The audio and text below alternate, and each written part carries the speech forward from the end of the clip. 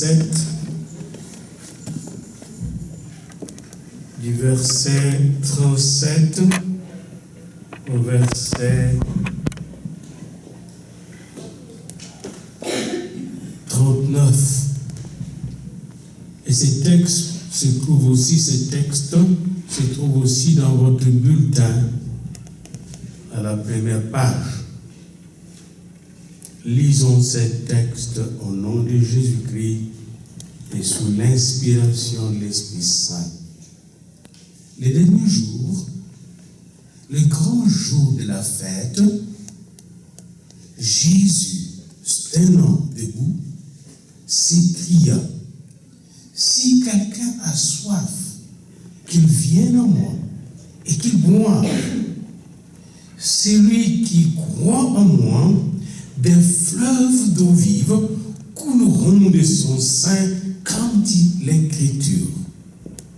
Il dit cela de l'Esprit que devaient recevoir ceux qui croiraient en lui, car l'Esprit n'était pas encore donné, parce que Jésus n'avait pas encore été glorifié.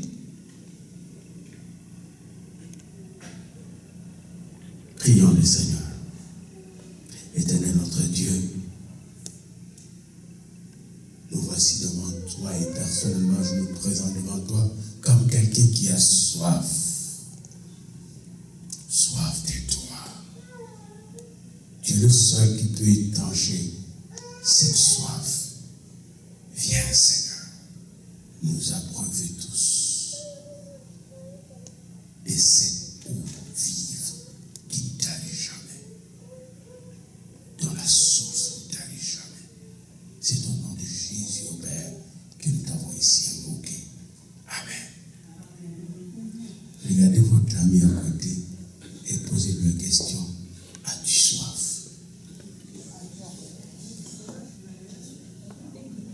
Je ne sais pas si vous avez bu quelque chose avant de venir aujourd'hui, ceux qui nous suivent à l'internet, si vous avez bu quelque chose avant de s'écouter. Mais le corps humain a besoin de beaucoup d'eau. Et quand Jésus prend cette image d'eau, il sait de quoi il parle. Mais maintenant, pour comprendre ce texte, il faut le replacer dans son contexte, le contexte de l'histoire de la foi des Juifs. Dans le contexte de l'histoire de la foi des Juifs, il y a 7 fêtes que vous trouvez dans Lévitique 23. Et ces 7 fêtes, j'ai découvert récemment que ces 7 fêtes constituent les 7 pas que les Juifs font pour rester dans la puissance de Dieu et marcher dans la puissance de Dieu. Je ne sais pas si vous comprenez, je ne sais pas si vous cherchez à marcher dans la puissance. Mais les petits groupes juifs, là, qui dirigent presque le monde, marchent dans la puissance de Dieu. Et pour entrer dans cette puissance, il y a 7 pas. Chaque pas vous fait entrer de plus en plus dans la puissance. Le premier pas, il faut sortir de l'Égypte. C'est ce qu'on appelle la Pâque. Il faut sortir de l'horreur. Il faut sortir du mal, de l'ignorance. L'Égypte, c'était l'ignorance, l'esclavage. Il y avait quelqu'un qui vivait en Pennsylvanie au 19e siècle, dans une ferme. Et dans sa ferme, il y avait beaucoup d'eau potable. Il a tout aménagé pour que les animaux puissent être bien abreuvés. Il a fermé tous les issues là, qui pouvaient venir salir l'eau. Après un certain temps, il a entendu qu'au Canada, au nord, on avait découvert du pétrole. Alors, il vendit toute la ferme pour venir chercher du pétrole au Canada.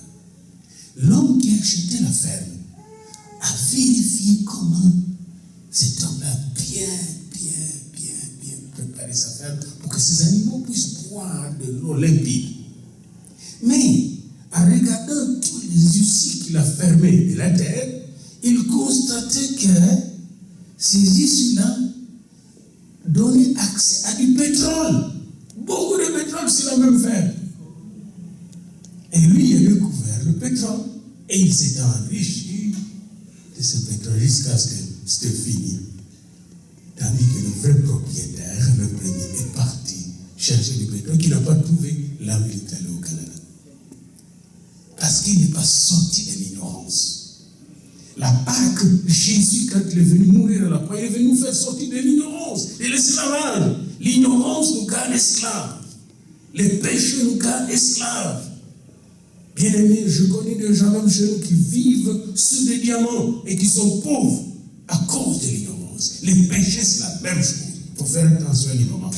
Alors, le premier pas, pour entrer en puissance, il faut sortir du péché, sortir de l'ignorance, sortir de la noirceur, sortir des ténèbres. Et le deuxième pas, quand vous êtes sortis, les Juifs appellent le premier pas la Pâque. C'est par le sang de l'agneau qu'ils sont sortis de là. Et nous ne réalisons pas ça que nous devons sortir de là. Mais après avoir sorti de là, les Juifs ont une deuxième fête qu'ils appellent la fête de pain sans levain.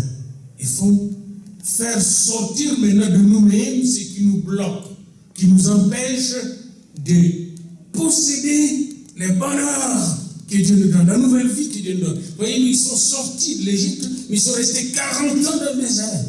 Moi, je connais des gens, parfois, ils ont fait de hautes études, beaucoup d'expériences, puis tournant en rond. Puis d'autres personnes ignorantes, pas millionnaires. Quelle est la différence entre les deux? Les personnes là que je veux, souvent qui sont des... Ils risquent tout. Ils sont sortis de la peur. Ils sont sortis des pensées négatives, destructrices. Ils n'écoutent pas tout ce que le monde leur bombarde. Ils vivent selon la vision que Dieu leur donne. Et suivent méthodiquement cette vision pour la rendre réelle. C'est la même chose pour nous. Mais levain, c'est tout ce qui nous empêche d'être ce que nous sommes. Parce qu'on est déjà sortis de l'Égypte. Il fallait entrer dans le temple. Il y a beaucoup de choses qui nous empêchent, dans les pensées négatives, les pensées d'esprit, les pensées qui nous abaissent, la colère, la haine, l'animosité, la culpabilité, le non-pardon. Il y a des gens qui sont bloqués par la culpabilité. Et vous allez tourner en rond. Parfois, quand je vois quelqu'un, Albert est mauvais, Justin est mauvais, celui de NPD est mauvais, et le Premier ministre, tout le monde est mauvais. Et finalement, le pasteur est mauvais, le pape est mauvais, tout le monde est mauvais sur la terre. Finalement, où est la lumière de Dieu? Quand Dieu regarde Israël, dans le désert, il déclare Israël saint. Dieu le voit à travers son œil. Vous ne voyez même pas comment Dieu vous voit. Vous savez le pas que vous avez fait jusqu'à arriver ici. Comme Dieu est content. Il est heureux de vous voir ici. Êtes-vous heureux comme Dieu est heureux? Oui. Dieu se réjouit. Les anges sont en train de danser au ciel en vous voyant venir. Vous avez pris de votre essence. On ne doit pas payer pour venir ici. La grâce de Dieu vous amène là. Et comme vous êtes là, réjouissez-vous d'être dans la présence de Dieu. Alléluia. Toutes les pensées négatives, chassez-les loin de vous. Le troisième pas que les Juifs font, ils mettent Dieu en premier. C'est la fête de prémices. Jésus-Christ est le premier pour nous. Ils mettent Dieu en premier. Et je donne toujours un exercice. Je peux faire un exercice aux nouveaux croyants. Je dis, vous savez que veut dire accepter Dieu? Ah non. Savez-vous, si vous n'avez jamais accepté Dieu ou Jésus-Christ, vous avez mis 0 devant vous, dans votre vie. 0, ça veut dire tout ce qui est vanité, tout ce qui est orgueil, tout ce qui est unité. Si je mets 0 devant moi, puis j'écris tous les chiffres, je peux mettre 10, 20, 2, 3, 4, 5, 6. Les mathématiciens sont là, il y a des ingénieurs ici. Est-ce qu'il y a de la valeur derrière? Combien je vais recevoir? Je mets 0. 1, 2, 3. Est-ce que c'est beaucoup d'argent, ça? Quand je commence à compter par 0? Mais si Dieu est numéro 1, parce que Dieu c'est 1, il s'appelle 1 Dieu. Tous les restes c'est 0. Si Dieu est 1, priorité, prémisse de notre vie, mettez tous les chiffres derrière. Mettez l'argent derrière. Mettez votre vie derrière, votre beauté derrière. Vous allez voir des milliards de bénédictions. Juste Dieu, mettez Dieu numéro 1. Méditez sa parole. Tout ce que vous allez faire va réussir. Aucun obstacle ne pourra t'arrêter. Ça, c'est la troisième fête de Juifs. Ce qui fait la force de Juifs, ils ont mis Yahvé le premier. Yahvé, c'est lui qui pourvoit. Yahvé, c'est lui qui bénit. Yahvé, notre lumière et notre salut. Et qui auront nos craintes. Et puis, la quatrième fête, pour eux, ils appellent ça la fête de Torah, la Pentecôte, la Torah qui vient avec le feu. Mais après coup, le Seigneur Jésus nous a expliqué que c'est le quatrième mystère de la puissance de Dieu. C'est l'Esprit de Dieu qui vient en nous. Ouvrez-vous à l'Esprit de Dieu. Il va vous donner une autre manière de penser, une autre manière de voir les choses. Vous allez avoir des visions que vous n'avez jamais eues, une intuition que vous n'avez jamais eue, des regards que vous n'avez jamais eus, des lumières que vous n'avez jamais eues. Les gens vont dire, mais comment ils découvrent ça? Parce que l'Esprit de Dieu est en lui et sur lui. Ça, c'est la quatrième étape. La cinquième étape que les Juifs franchissent pour avoir la puissance, discerner les trompettes de Dieu. Ce sont les trompettes. C'est la fête des trompettes qu'ils célèbrent le 7e mois de leur calendrier, le premier jour du 7e mois. Ça veut dire quoi? Il faut discerner les signes des temps. Dans quel temps nous vivons? Pourquoi l'Ebola en Afrique? Pourquoi l'État islamique? Qu'est-ce qui se passe dans le monde? Qu'est-ce qui se passe dans le monde? On est en train de tuer les gens sous nos yeux là, puis on regarde comme ça. On a pris 200 filles, comme ça d'un coup, et les gouvernements, tous les gouvernements autour ne font rien. Dans quel temps on vit? Les signes des temps, qu'est-ce que Dieu veut nous dire? Les trompettes de Dieu, il y a des signes. Voyez? Dans quel temps on vit? Où les gouvernements du monde font banqueroute. Des villes entières tombent en banqueroute. Qu'est-ce qui se passe? Où allons-nous? Qu'est-ce que Dieu a dit pour ces temps-ci? Ça, c'est les trompettes. Quand vous discernez les signes du temps, vous allez passer au travers du temps avec puissance. Vous allez écouter ce que Dieu va vous dire pour vous-même, pour vos finances, pour votre mariage, pour votre famille, pour votre célibat, etc. Dieu va vous donner des signes. Les trompettes. Et les Juifs, chaque fois ils ont la fête des trompettes, ils discernent les signes du temps. Quelle est la trompette de Dieu pour cette année? Et l'année prochaine. Chaque année, il s'arrête. La sixième étape dans la marche, c'est ce qu'ils appellent la fête d'expiation, le Yom Kippour. Le Yom Kippour, c'est s'arrêter et réaliser qu'on n'a pas toujours été correct. Malgré toutes les bénédictions de Dieu, on doit faire l'expiation. On a besoin d'être purifié de nos erreurs, de nos fautes et tout ça. C'est ce qu'on appelle, je peux appeler l'autocritique. Vous voyez, s'arrêter pour regarder un peu le chemin parcouru. Et même fois, moi, je le fais. Mais devant Dieu, Dieu vient nous purifier de ses erreurs. Aujourd'hui, les Juifs ne réalisent pas encore que toutes ces erreurs ont été purifiées à la croix Golgotha par Jésus-Christ de Nazareth.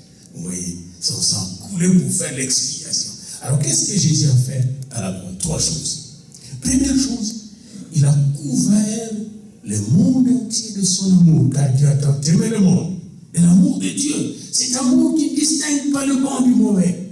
Il a couvert la terre entière, il t'a couvert de son amour. Deuxième chose, pour ceux qui l'ont accepté, il a ôté leur péché. Vous voyez, la couverture est pour tout le monde. Maintenant, il a ôté leur péché, leur vieillard, tout ce qui est bloqué, il a tout expié. Il a payé leur dette. Aucun démon ne peut vous reprocher quelque chose, aucun humain ne peut vous reprocher votre passé. Parce que la troisième chose qu'il a fait, il a éloigné toutes vos fautes, comme l'Occident est éloigné de l'Orient. Vous savez que l'Occident et l'Orient ne se rencontrent jamais. Le Nord et le Sud ne se rencontreront jamais. La même chose, vos péchés ne vous rencontreront plus jamais. Vos erreurs passées sont passées. On ne se lave pas deux fois dans la même eau. Même à la rivière. La rivière que vous voyez là, vous ne pouvez pas vous laver deux fois dans la même eau. Votre passé est passé. Si quelqu'un vient vous reprocher votre passé, dites-lui, c'est passé. De quoi vous parlez? Je suis dans le présent et l'avenir maintenant. Alléluia. Et ça, c'est ce qu'ils appellent la fête d'expiation. Quand même ne comprennent pas que cela a été réalisé par Jésus-Christ, qui est l'agneau de Dieu qui ôte le péché du monde. Si quelqu'un est en Christ, il est une nouvelle création. Les choses anciennes sont passées. Toutes les choses sont devenues nouvelles. Et dès que tu sais que le passé est passé, tu n'es plus bloqué. Voyez-vous pourquoi tu marches même dans la puissance. Même la maladie ne peut être bloquée. Je connais des gens même avec les cancers, ils meurent en écrivant un livre. Ils terminent un livre qui va faire des millions d'humains. Je connais quelqu'un qui a fait des découvertes en mourant. Il a laissé derrière lui la joie. Et en mourant aussi, il a témoigné où il est allé. Franchement, je vous dis, il est allé à la bonne place.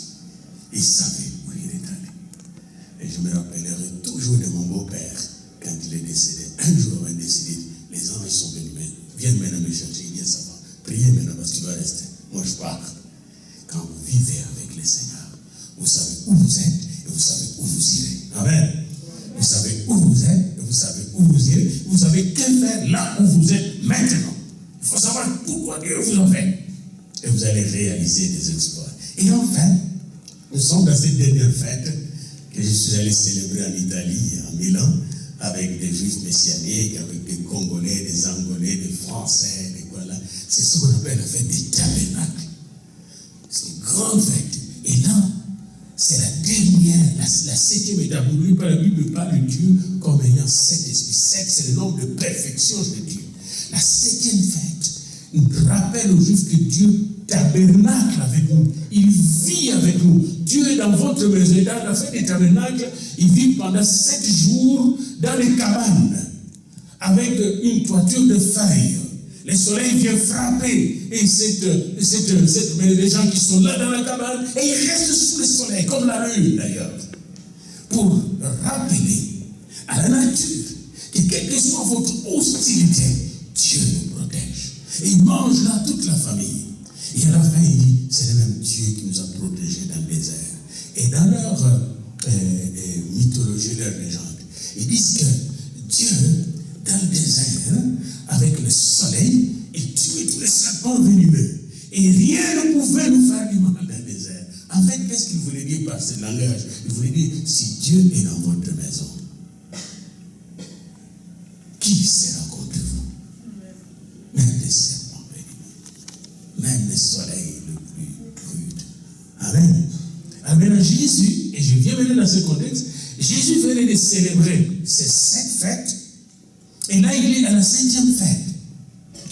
Et c'était la fête des tabernacles. Et il est après le 7e jour, au 8e jour, quand vous lisez dans Lévitique 23, vers la fin, vous allez trouver cela. Et là, il y a une grande célébration au Mont Sion, au temple. À ce moment-là, le temple existait. Si vous lisez dans Luc 7, dans Jean 7 au départ, Jésus ne voulait pas se rendre à cette fête. Et il craignait qu'on puisse le tuer. Et ses frères lui disent, mais va te montrer quand même, tu fais beaucoup de miracles. Il dit, mon temps n'est pas encore arrivé. Et après, il est arrivé dans le secret, jusqu'à ce moment. Puis il a observé. Jésus était un grand observateur. Il exhortait les gens, puis il observait. Il regardait ce qui se passait là. Et pendant ces 7 jours, Jésus avait vu les Juifs venus de tous les territoires romains, depuis l'Espagne jusqu'aux Indes. Beaucoup de Juifs étaient là. Il les a vus dormir dans le hutte, comme leurs ancêtres pendant 7 jours. Ils avaient aussi prendre ce qu'ils appellent les 4 espèces, c'est-à-dire les citrons, un palmier, c'est le palmier, une feuille de myrte, puis une feuille de saule de rivière qui mettent ensemble comme un bouquet. Et pendant que l'eau qui prie, il secoue ces bouquets-là. Et je vous explique la signification pour le juif de ces bouquets. Parce que si on regarde ça comme ça, on comprend. Les citrons, ça signifie qu'il y a des juifs qui étaient là, qui connaissaient Dieu et sa loi et qui l'appliquaient. Et c'était là. Les palmiers, ça veut dire qu'il y a des juifs qui connaissaient la loi, mais qui ne l'appliquaient pas. Puis le myrte, ça veut dire des juifs qui ne connaissaient pas la loi, mais qui la vivaient quand même, l'appliquaient. Et enfin, le sol de rivière, il y avait des juifs qui ne connaissaient pas, qui ignoraient la loi et qui ne l'appliquaient pas. Mais tous ces juifs, et ceux qui connaissaient bien la loi, ils l'appliquaient. Et ceux qui la connaissaient ne l'appliquaient pas. Et ceux qui l'appliquaient mais ne la connaissaient pas. Et ceux qui l'ignoraient ne l'appliquaient pas. Tous ces juifs sont venus ensemble parce que Dieu les a convaincus tous, sans aucune différence. Il les aimait tous. Et ça, c'est le sens de la fête du tabernacle. Venez tabernacler nous tous. Bien aimés, c'est la même chose l'église de Dieu. L'église de Dieu est la place où se trouvent des gens qui se disent parfaits, capables, qui connaissent la Bible et qui l'appliquent. Mais il y a aussi de la place pour les gens qui connaissent mais qui ont des difficultés à l'appliquer. Il y a aussi de la place pour les gens qui ne connaissent pas et qui cherchent à l'appliquer chaque jour.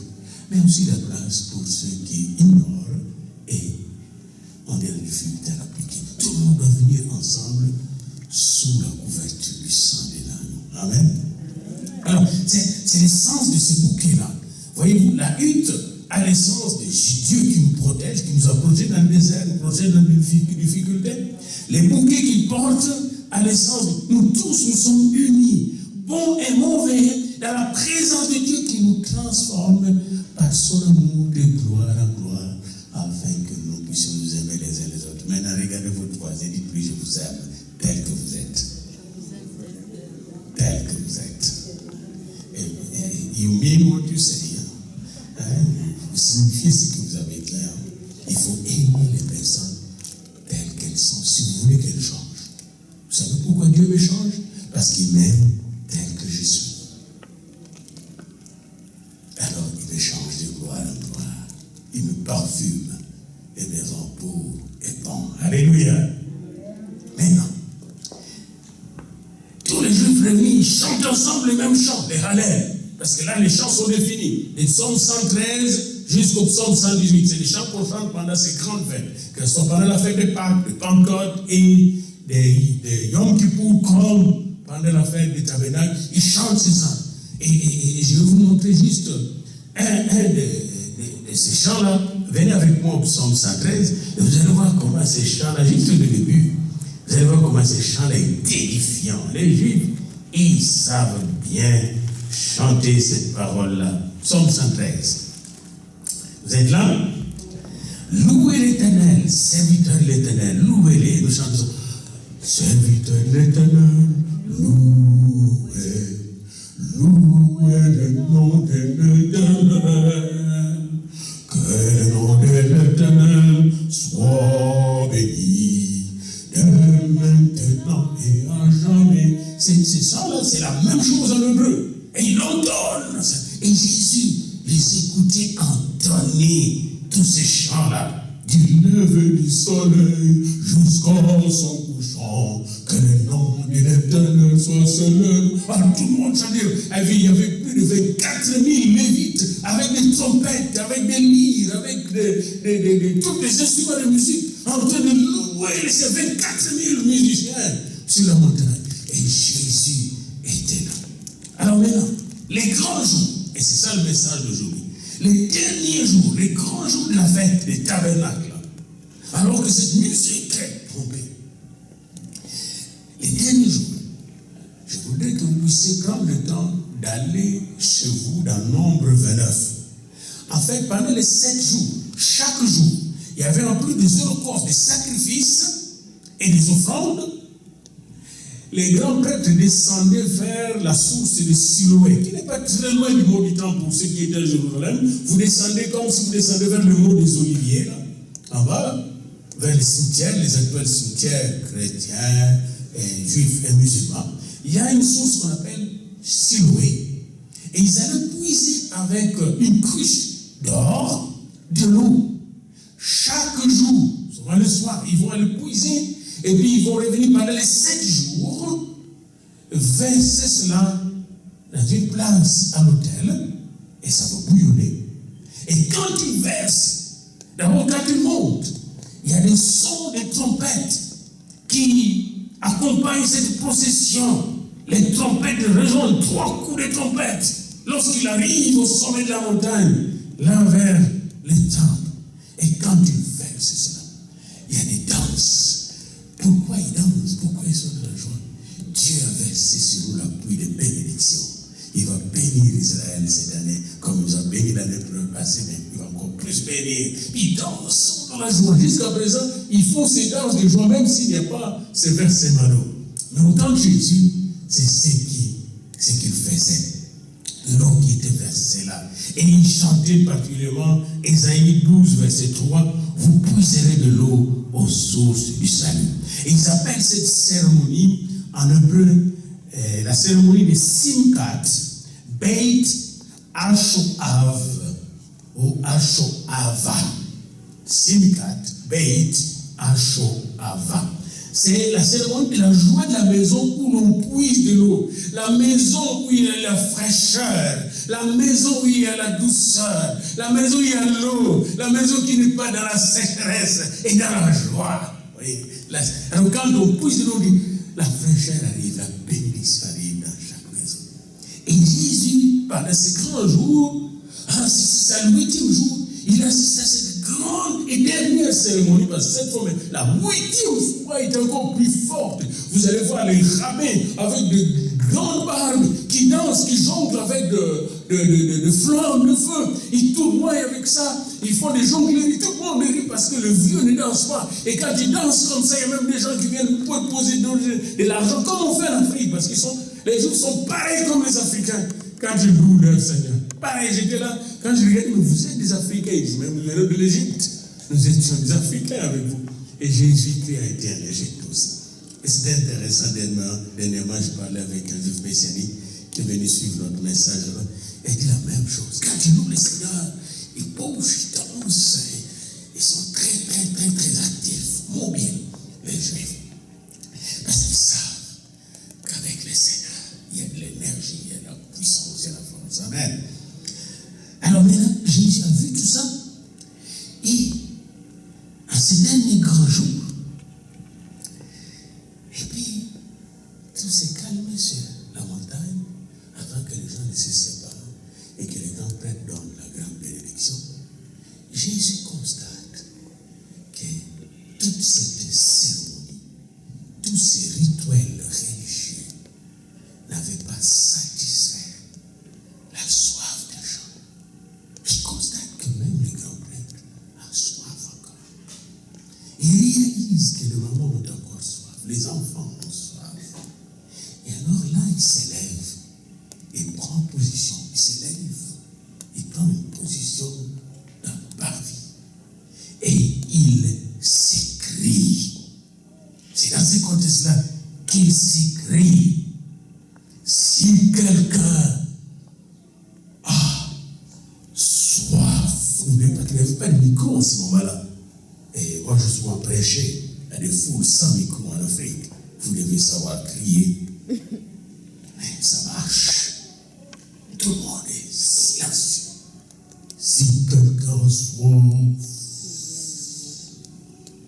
as-tu soif? Sens-tu que tu as soif? En fait, tu posais la question même au souverain Seigneur. Est-ce que tu ne vois pas que tu as soif? Et la même chose aujourd'hui. Les bons bergers vous posent la même question. Lui, tu connais bien votre âme. Tu ne sens pas que tu as soif de quelque chose de profond dans ta vie.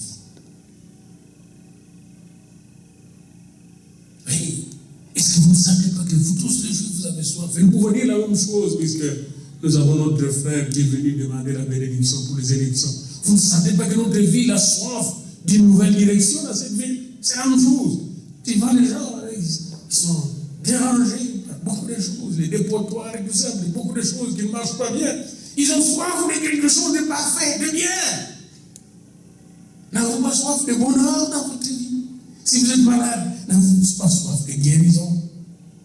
Et n'est-il pas lui, Yahvé Rapha qui guérit?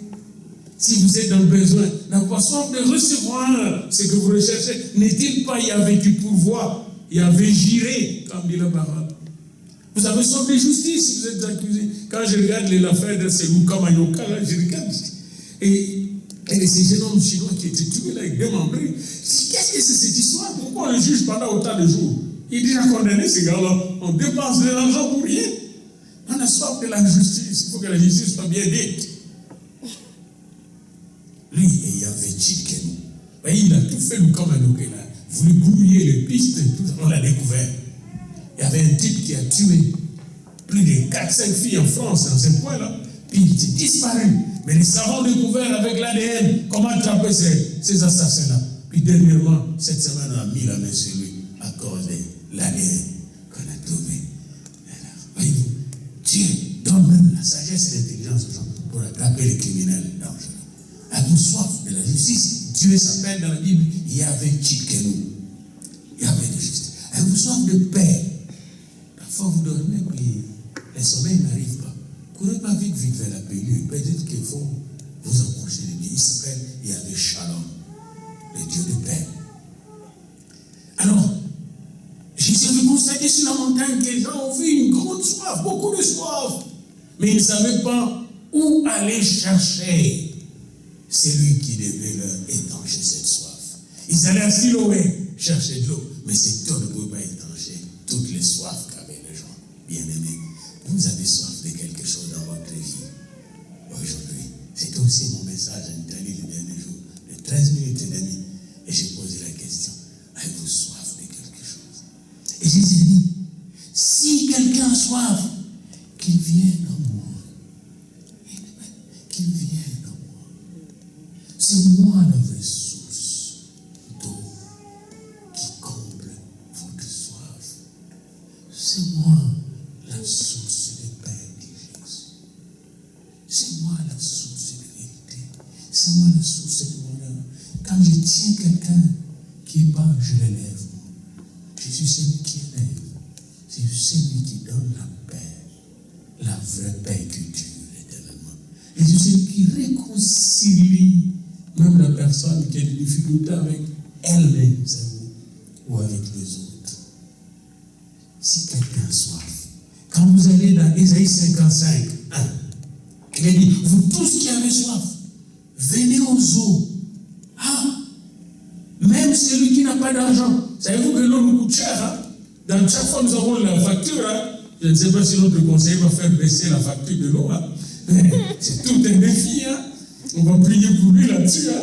C'est pas facile. La facture de l'eau, quand ça arrive, moi je donne ça directement à ma fille. Je ne veux pas regarder cette facture-là. Jésus nous dit, même ceux qui n'ont pas d'argent, c'est le seul qui nous donne l'eau. Est-ce que quelqu'un a déjà donné la facture pour la pluie qui tombe ou la neige? Il y a quelqu'un qui donne la facture. Et regarde les gens qui nous font un peu d'eau là, ils nous taxent terriblement. Est-ce que quelqu'un a payé la quantité d'air qui vient de respirer depuis quelques minutes maintenant? Non. Mais si vous avez une difficulté pour respirer, qu'on vous met le tank là, ça coûte tous ces appareils-là. Vous allez payer, soit par les assurances, au hibou, par une assurance privée. Mais Jésus dit, vous avez soif, même si vous n'avez pas d'argent, venez, achetez sans argent et mangez. Il ne va plus loin. Il faut suivre le message que je vais donner dans la suite, dans ce temps de la fin. Je prêche sur les 7 je suis le pain de vie, je suis l'eau de vie, je suis le chemin. Même si vous n'avez pas d'argent, c'est le seul chez qui vous pouvez aller au restaurant, de qui vous pouvez aller manger sans payer. Tout a été payé. Alléluia. En fait, nous avons vécu ça. Quand vous étiez né, en tout cas moi, quand j'étais né, je ne suis pas venu avec un chèque que je payais à mon père. Hein? Ah non, mon père a reçu. Je ne sais pas si quelqu'un d'entre vous là a déjà reçu un chèque de son fils. Et jusqu'à présent, quand mon fils arrive, et madame Nouvelle arrive, je t'en ai sans compter. C'est lui qui a soif qui vient. Et j'ai vu ça aussi entre les chrétiens. Dernièrement, quand j'étais à Kuala, mais j'ai manqué de place dans la valise. Hein? Jusqu'à entrer, j'en venais qui avec un soulier, une nouvelle chemise. Oh papa, il faut que tu prennes ça. Je dis, mais où est-ce que je vais mettre ça? Vous comprenez? C'est la même générosité qui habite les enfants de Dieu, qui viennent de notre Père.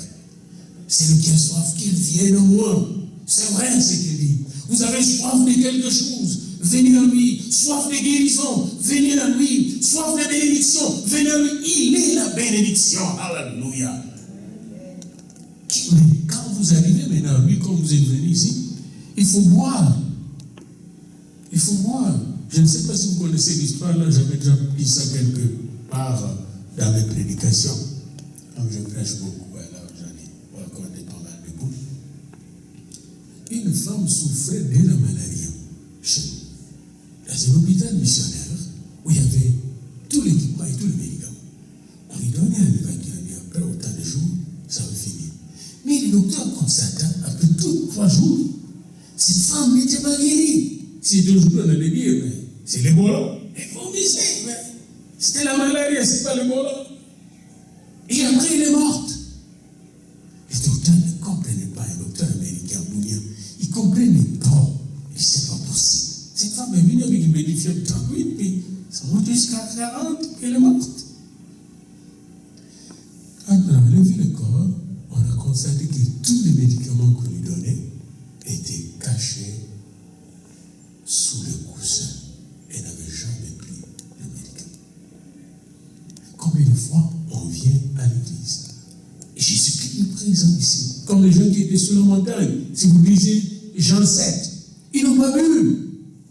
Jésus leur a dit, venez à moi et buvez. Ils n'ont pas bu.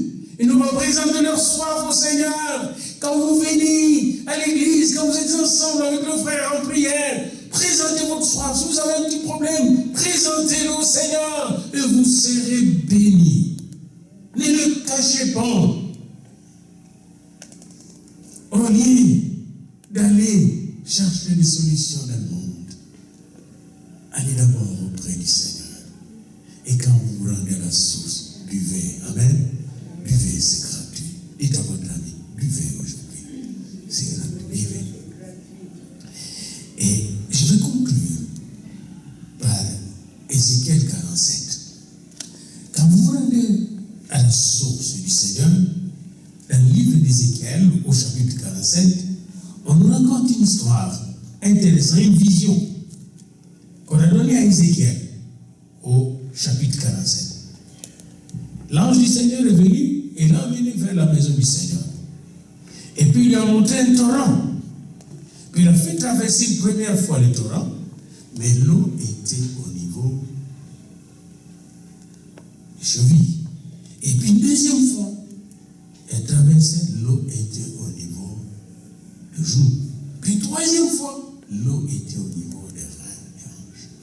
Et une quatrième fois, là, il nageait. Que veut dire ces 12 versets d'Ézéchiel 47? Quand vous allez auprès du Seigneur, ne vous arrêtez pas à une toute petite quantité d'eau, parce que notre corps humain, paraît-il, a besoin de plus de 43%, je pense, d'eau. Dans notre corps humain, je lisais quelque part la quantité d'eau dans le corps humain, 60% du corps humain d'un homme adulte est constitué d'eau. 60%. On a besoin d'eau. Savez-vous que l'eau, il y a une plus grande quantité d'eau même sur la terre que la terre. Parce que l'eau est plus utile que la terre sèche. Vous avez besoin d'eau. Et bien l'eau que le Seigneur donne, l'eau de vie, la parole de paix, de joie, d'amour, d'assurance, de lumière, la parole qui sauve, qui transforme, la parole qui donne la paix, la parole qui ouvre les portes fermées. Nous en avons besoin, bien-aimés, chaque jour. C'est pourquoi la Bible dit dans le Psaume 1, heureux l'homme ou la femme qui mérite la parole de Dieu, qui médite la parole de Dieu jour et nuit. Ne vous arrêtez pas à quelques versets bibliques au culte du dimanche. Moi, si j'étais à votre place toute cette semaine, je méditerai la parole de Dieu, les versets que je vous ai donnés, et en disant, Seigneur, j'ai soif, Seigneur. Je veux boire. Je veux boire jusqu'à ce que je suis rempli. Et il est dit dans ces versets-là, Jésus dit ce qui suit, que celui qui a soif, qu'il vienne à moi. Celui qui croit en moi, de fleuves d'eau vive coulent de sources. Mais d'où viennent ces fleuves? D'abord, il vient d'y boire. Mais après avoir bu, c'est tout que vous avez bu, c'est développe en fleuve d'eau vive. Ça veut dire quoi? En fleuve de paix, en fleuve de joie, en fleuve de sagesse, en fleuve d'amour, en fleuve de bénédiction, en fleuve, ô bien-aimé, de paix que vous n'avez jamais reçu et que vous allez transmettre à d'autres personnes. Alléluia. Alléluia. Qu'il vienne à moi, celui qui a soif. Avez-vous soif? Venez au Seigneur. Et quand vous arrivez, buvez, buvez, buvez, ça vous fera pas mal. Entrez dans le fleuve d'eau vive. Je vais terminer par un petit songe que j'ai eu il y a quelques mois. C'était de l'eau qui envahissait la terre entière, comme un déluge. Et moi, je fouillais, quand je fouillais j'étais sur une montagne, l'eau me suivait, je me réveillais, c'était comme un cauchemar. 2 fois, j'ai eu ça. Et la 3e fois, j'ai décidé de plonger dans l'eau. Et ça, c'est vrai. Je dis, je veux rester dans l'eau. Et quand je suis entré dans l'eau, je vis que je me réveillais parce que moi, je ne suis pas très bon pour nager. Ma femme est bonne pour nager. Alors, c'est pourquoi j'avais un peu la phobie d'eau, l'hydrophobie. Mais cette fois-là, je n'avais pas l'hydrophobie. Je suis entré dans l'eau. Et qu'est-ce que je constatais dans l'eau? Je voyais tout ce qui se passait. Et tout ce qui n'avait pas la foi en Dieu était balayé. Mais tout ce qui avait la foi en Dieu, il voyait plus clair dans cette eau. Puis j'ai réalisé que ce n'était pas n'importe quelle eau. C'était l'eau de l'Esprit de Dieu. Dans cette eau, j'avais la paix. Dans cette eau, j'avais la joie. Dans cette eau, j'avais une assurance. Dans cette eau, je pouvais aider les gens et les secourir plus facilement. Dans cette eau, oh bien-aimé, je sentais fort et je louais le Seigneur Dieu. A-t-il des défis à relever dans cette vie? Venez aux eaux. Venez auprès du Seigneur. As-tu soif? Venez et buvez. Levez-vous pour la prière, s'il vous plaît.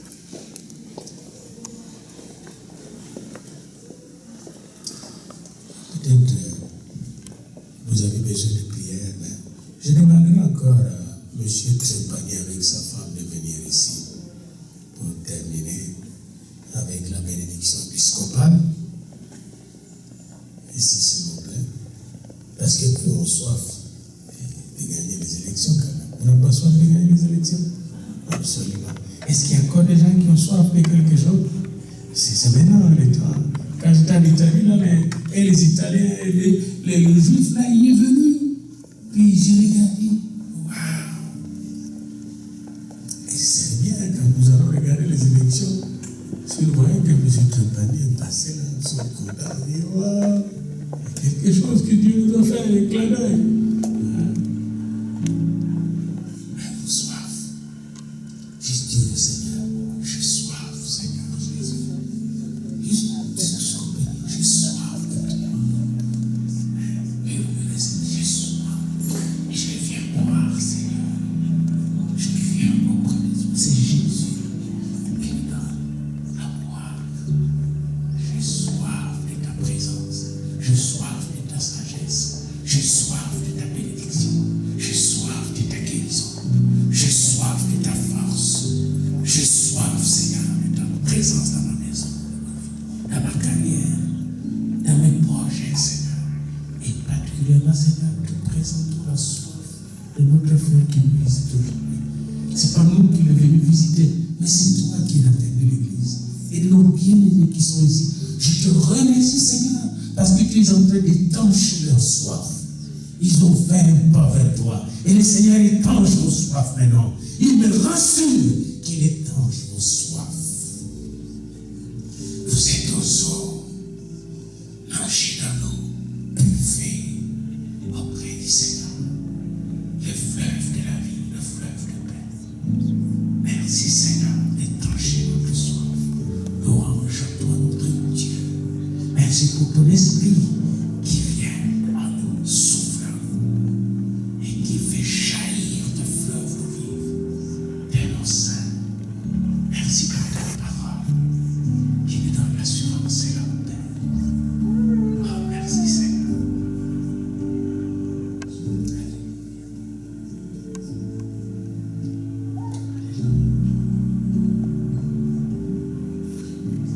Que vos soifs soient comblés et que la source intéressable des eaux vives que Dieu notre Père nous a donnée en Christ le Seigneur puisse faire jaillir dans vos cœurs, dans vos âmes, dans vos esprits et même dans votre intelligence un fleuve de bénédiction de la part de Dieu, notre Père, votre Père, afin que dans vos faiblesses, vous soyez forts. Dans vos découragements, vous ayez le courage qui vient de Dieu. Dans vos projets, que vous puissiez avoir du succès. Que la bénédiction bénédiction de Dieu vous accompagne maintenant et à jamais. Et que vos maisons soient couvertes par la présence protectrice et pleine de grâce et de bénédiction de Dieu en Jésus-Christ notre Seigneur. Et le peuple de Dieu dit Amen. Alléluia. Est-ce que vous recevez ces bénédictions? Amen. Alléluia.